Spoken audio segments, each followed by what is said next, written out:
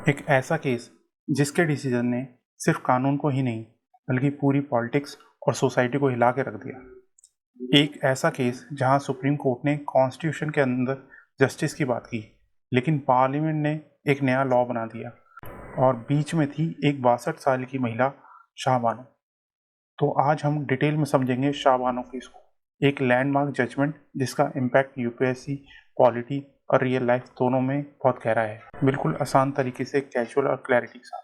Let's begin. तो सबसे पहले कौन थी शाह बानो? शाह बानो एक 62 साल की मुस्लिम महिला थी जो मध्य प्रदेश के इंदौर में रहती थी। उनका निकाह हुआ था मोहम्मद अहमद खान से 1932 में और दोनों के 5 बच्चे भी थे।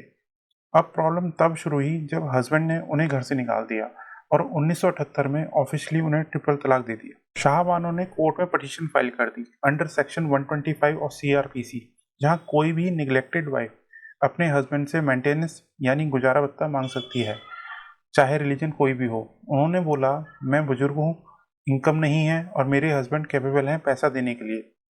पर यहीं से शुरू होता है कॉन्फ्लिक्ट सीआरपीसी और मुस्लिम पर्सनल लॉ के बीच।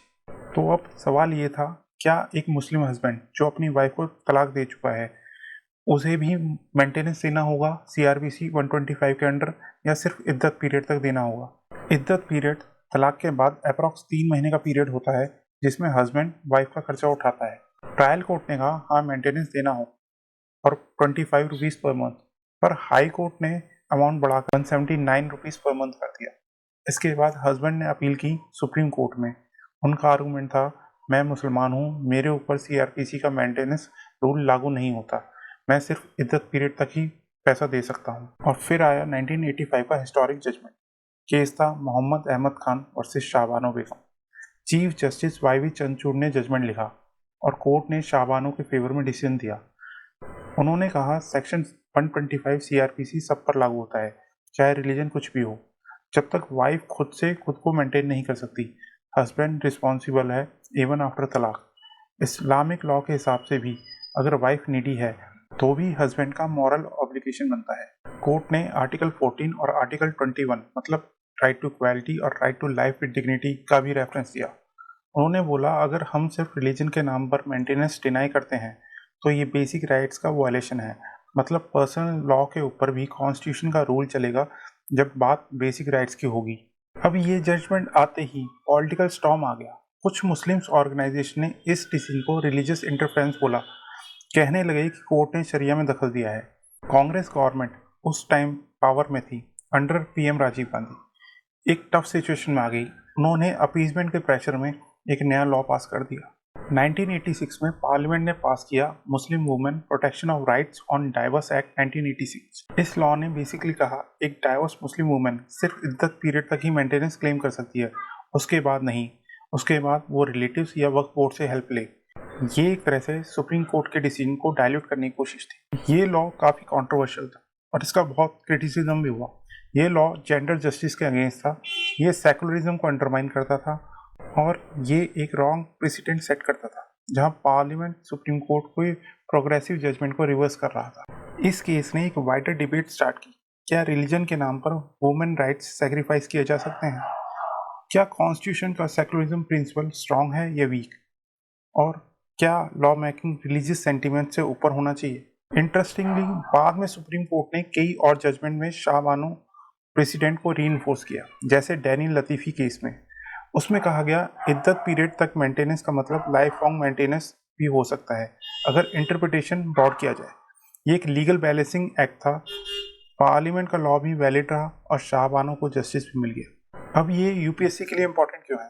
शाह बानो केस ये दिखाता है एक तरफ जुडिशियल एक्टिविज्म और पार्लियामेंट सुप्रीमेसी है, दूसरी तरफ यूनिफॉर्म सिविल कोड की डिबेट भी यहीं से शुरू हुई। Gender justice, secularism, constitutional morality, ये सब इसमें इन्वॉल्व हैं और आप इसमें आर्टिकल 44 को भी लिंक कर सकते हैं। इसलिए पॉलिटी और एथिक्स दोनों के लिए ये बहुत इंपॉर्टेंट केस है। तो दोस्तों, शाह बानो केस एक औरत की कहानी नहीं है, ये एक टर्निंग पॉइंट था इंडियन लीगल सिस्टम में, जहाँ कॉन्स्टिट्यूशन, कोर्ट, रिलीजन, पॉलिटिक्स और जेंडर जस्टिस सब आपस में टकराए। ये केस आज भी रेलिवेंट है। जब भी यूसीसी की बात होती है या जब भी सेकुलरिज्म का टेस्ट होता है तो इस केस से ही कुछ रेफरेंस किए जाते हैं। अगर आप यूपीसी एस्पिरेंट हो या किसी भी कॉम्पिटिटिव एग्ज़ाम की तैयारी कर रहे हो तो ये केस आपके लिए भी बहुत इंपॉर्टेंट है। अब आते हैं आज के सवाल पर। आपको 2 सवाल बताने हैं। पहला, शाह बानो ने मेंटेनेंस के लिए किस लॉ के अंडर पिटीशन फाइल की थी? Muslim personal law, Indian penal code, CrPC section 125 या स्पेशल मैरिज एक्ट? दूसरा सवाल, सुप्रीम कोर्ट ने जजमेंट किस चीफ जस्टिस के अंदर दिया था? Justice Hidayatullah, justice Bhagwati, justice Y Chandrachud या justice Gogoi? Answer comment box में लिखें। सोचिए, एक ही एग्ज़ाम है, कुछ लोग सफल होते हैं और कुछ लोग फेल, लेकिन फ़र्क सिर्फ मेहनत का नहीं, फ़र्क होता है सही नॉलेज और सही स्ट्रैटेजी का। क्या हमें जो पढ़ाया या बताया जा रहा है, क्या उसका कोई दूसरा पहलू भी है? इस दुनिया में 2 तरह के बच्चे होते हैं, पहले वो जो अशिक्षित हैं और दूसरे वो जो खोए हुए हैं। तो अगर आप किसी एग्ज़ाम की तैयारी कर रहे हैं या आप नए नज़रिए से सोचना चाहते हैं, तो आप सही जगह पर हैं। ये चैनल आपके लिए एक गेम चेंजर हो सकता है। यहाँ मिलेगी आपको insightful knowledge, education specific content और वो समझ जो आपको सिर्फ मार्क्स ही नहीं बल्कि रियल लाइफ विजडम भी देगी। और हमारी वीडियो इन्फॉर्मेटिव और वैल्यूएबल लगती हो तो लाइक करें, अपना ओपिनियन कमेंट बॉक्स में लिखें और चैनल को सब्सक्राइब करना ना भूलें। धन्यवाद। जय हिंद।